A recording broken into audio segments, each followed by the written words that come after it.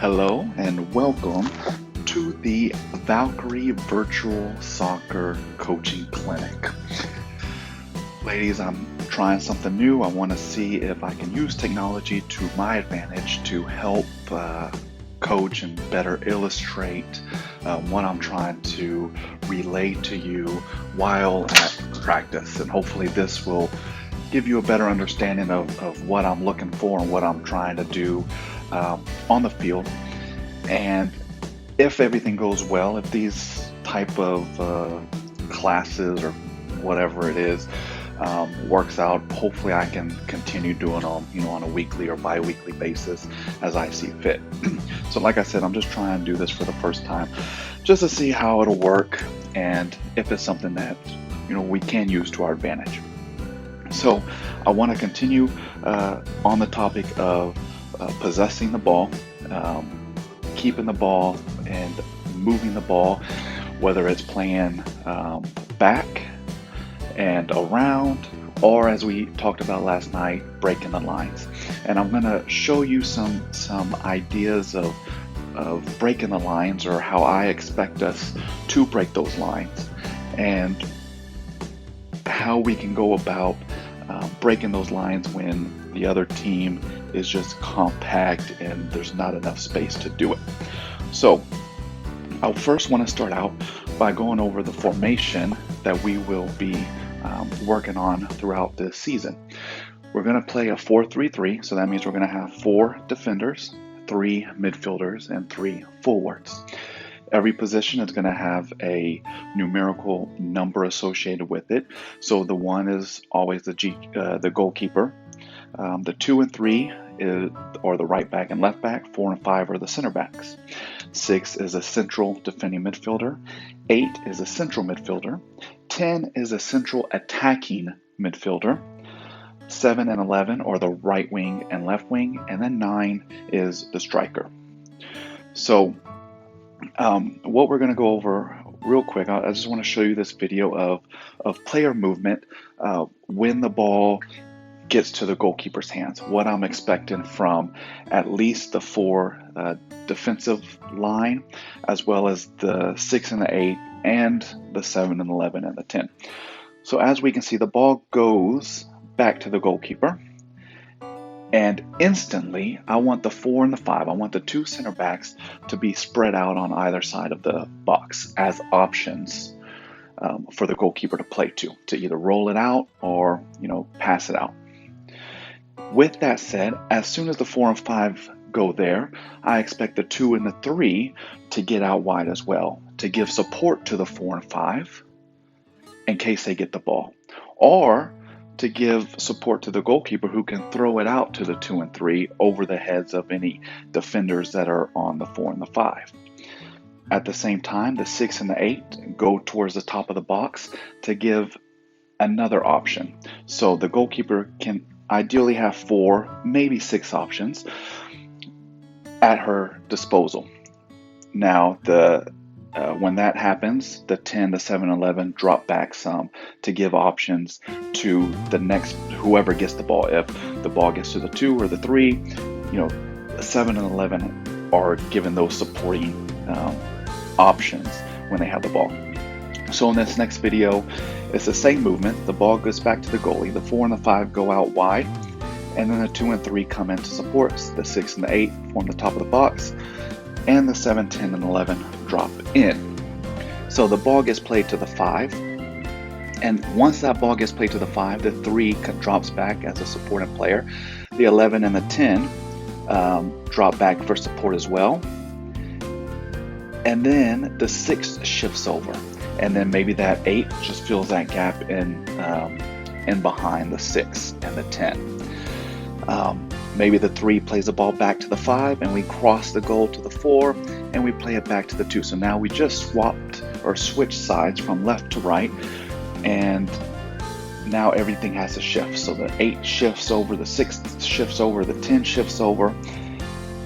And when the ball is on the right side, like down the line like it is with the 7, I expect the 11 to pinch in just a little. Because what that's going to do is that's going to allow that whole left channel wide open for the 3 or the left back to make a run behind. And then we just move the ball up forward and go there. So this is not an exact step for step what I'm expecting, but it's just a general idea of what the movements are got to be like. You know, the 6 and 8 are going to be shifting from left to right depending on where the ball is to give those supporting runs in case the ball gets to them.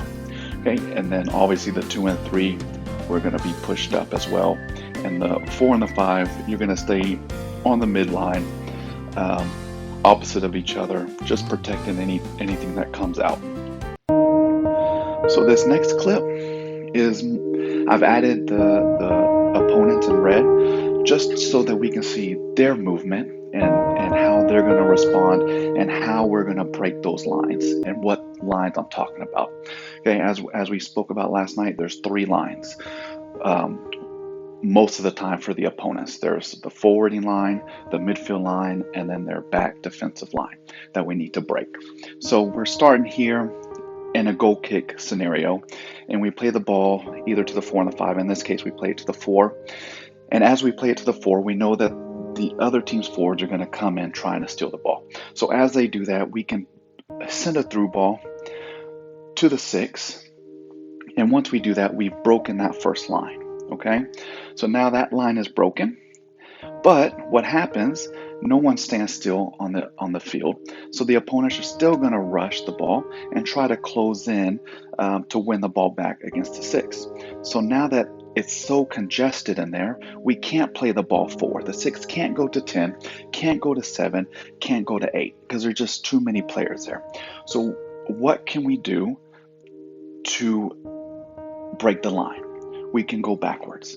So as 6 plays it back to 2, that's going to force the 9 and 11 on the opponents to come after the ball.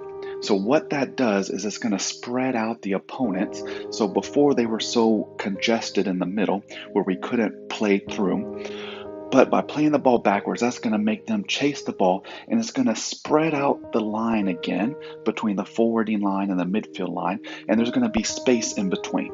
So as they come forward, we can play the ball back to the 6, and that frees up, in this scenario, frees up the 7. And so now the 7, the right wing, has all this space, ideally in a perfect world, right? In this scenario, just so you can have the understanding of it. And now we just broke their midfield line. So now we have just one more line to break.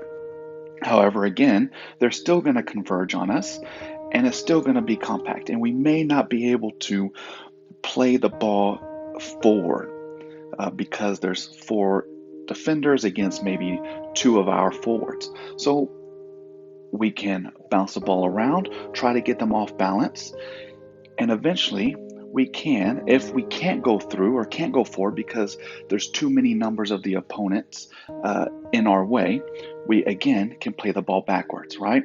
Because now as we play the ball backwards, all that the opponents are shifted over to one side of the field.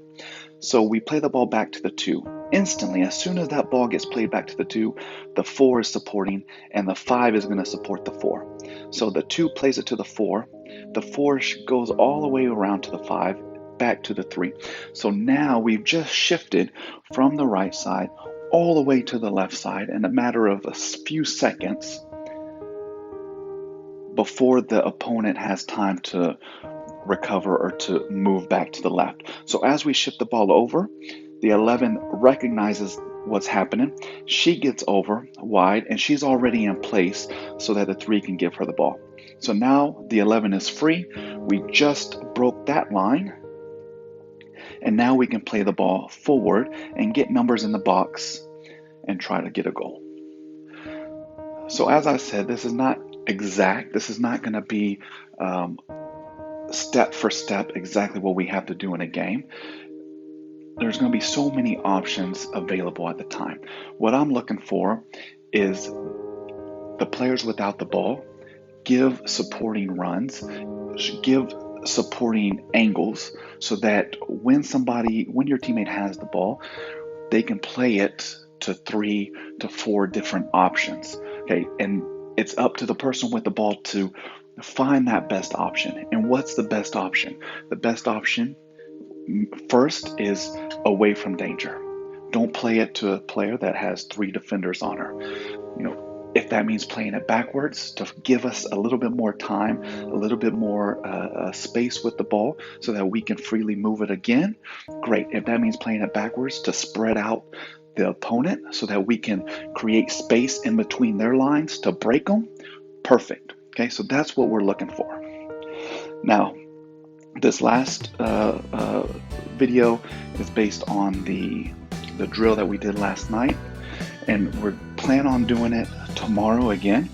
We're going to make it a little bit bigger space, and I just want to get that concept of moving the ball away from danger and breaking those lines. So it's going to be the same concept, but I just want to fine tune it, and hopefully we can do better tomorrow than we did last night. Now that we're more familiar with it, we get the understanding, we get the concept of it, and how quickly we can move the ball from one side to the other and then break the line. So that's all I have for now. Hopefully it gives you somewhat of a better understanding of what I'm looking for, visually, and hopefully we can replicate it on the field as we go on through these next few practices and scrimmages and positioning and everything like that.